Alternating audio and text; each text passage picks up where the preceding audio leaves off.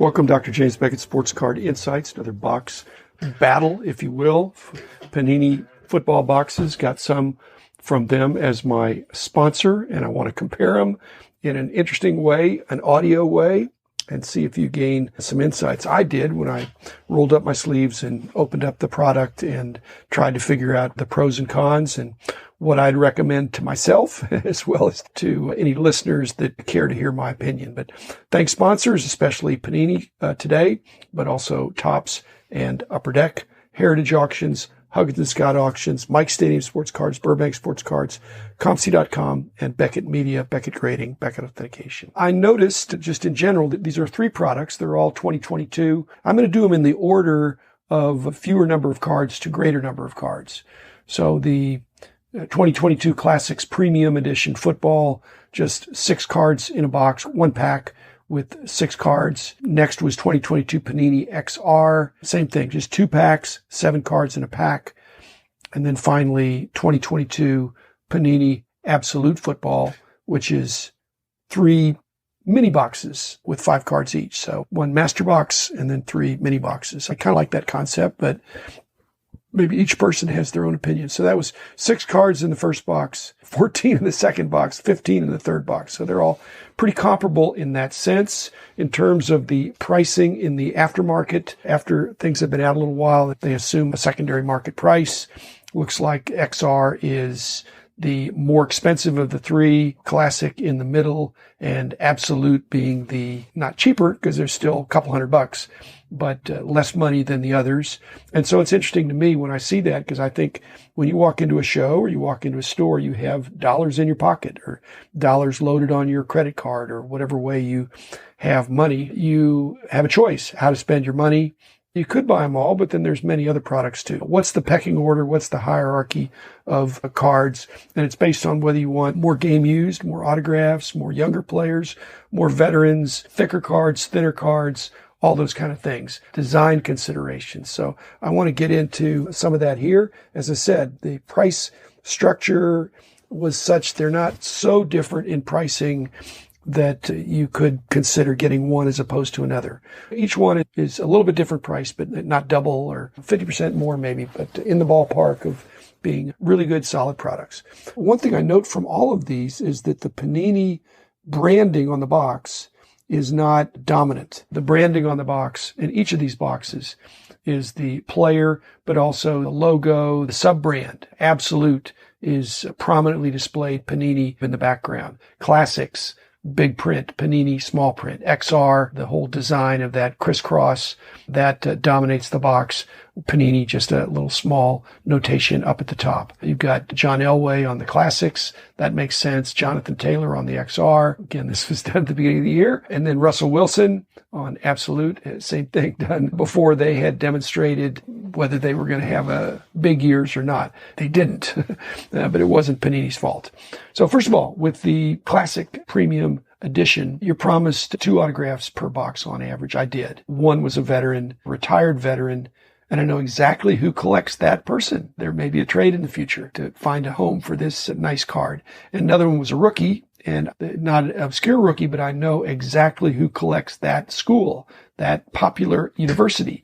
And so I can find a home, trade for something else. Ultimately, any trades I make, I want to get something on my wall. I want to get something that's memorable. And when I open these boxes, I'm hoping to get something memorable as well. I didn't get anything that would go on the wall from the Classics box. Again, just 6 cards. I was very pleased. All 6 of the cards. I like the design. It has a little bit of a Donruss feel from back in the day. It's a very clean card, nice borders. I got one base card out of the 6, 3 serial numbered cards, and I guess the only rookie I got was the signed rookie, and that's fine with me. Rookies that have not arrived yet, base cards, in some cases they could be of interest, but for me, I'm a player collector of people that I know. I did notice some scratches on some of the cards, especially one of the card had some scratches. I don't think I put the scratches on there. Maybe I did when I opened the packs, and then I got them all opened and set them aside. Then when I came back today to go through and get a fresh look, there were scratches there. Again, the cat didn't do it. I'm thinking one of the mistakes I'm making is just like the breakers do. As soon as I open these cards, I need to penny sleeve them right away.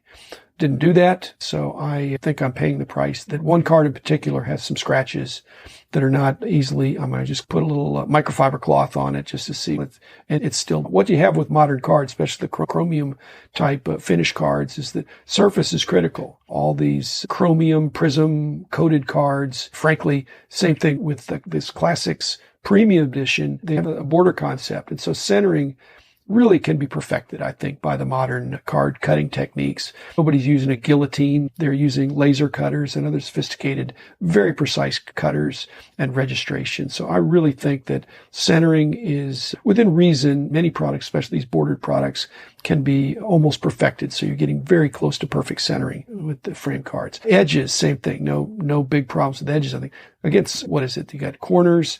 There shouldn't be any problem with the corners. Shouldn't be much problem with centering or edges. So surface is the key. So the reason something could get downgraded is a surface. And I think everybody's figured this out. I'm late to the party to realize that all these penny sleeves I have, I need to use them. One thing I liked about this particular set is that all cards were the same thickness. There weren't any booklets. There weren't any game used. And again, it was very simple and very classic. So I think it was true to the brand. Enjoyed opening it. And it was a pretty quick study, just 6 cards.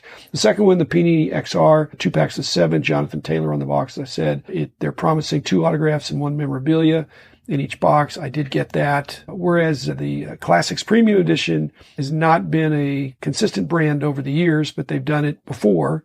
And XR has been a brand since, I think, 2017 for Panini. My friend Rob Veras can tell what the year is from just looking at the front of the card. I can't. I can tell that they're XR. It's a very distinctive look each year, but I can't tell which year is which. Okay, no stats on the back of the XR. Didn't really like the design that much. I like geometry. It's very geometric, and it does evoke the concept of the brand, the XR. It's got a big X going through, and it looks modern. It looks interesting, but not really for me. The RC logo, which is prominent on some cards and hard to see on others. You get a double dose of RC treatment in the XR brand because you've got an RC in the corner as well as in the background. It's faint, screened out to where you can see RC popping through if you hold the card at an angle. Again, I think that's good. Same thing there. The Classics Premium, they were all almost exactly the same thickness. These cards, all of them were the same thickness except for the one card in the pack of each pack that was game used, and they were noticeably thicker. Again, you don't need to use decoys if every pack has the same thickness, and I kind of like that concept. 7 cards, 6 of them were standard thickness, and the game use was thicker. So if you measured them or weighed them, I think they'd come out about the same. Lastly, Panini Absolute, 3 of these mini boxes inside the master box. I really wanted Absolute to win. I think Absolute, I remember when it first came out in the mid-90s, and it's been in various sports. Panini wasn't doing it, but it was playoff, I guess. And so I think it's got some historical legs. I like that. More than 25 years. The other thing I think I like this is that, although I'm not sure where a 130-point card is, what's thicker or thinner than that, because it's a pretty thick card, but lots of the cards, in fact, most of the cards were very thick stock. I'm not sure what that does for those of you who are doing 9-pocket sheets. When you have thick cards and thin cards going in the same sheets. And like I said, I'm not a plastic sheet guy.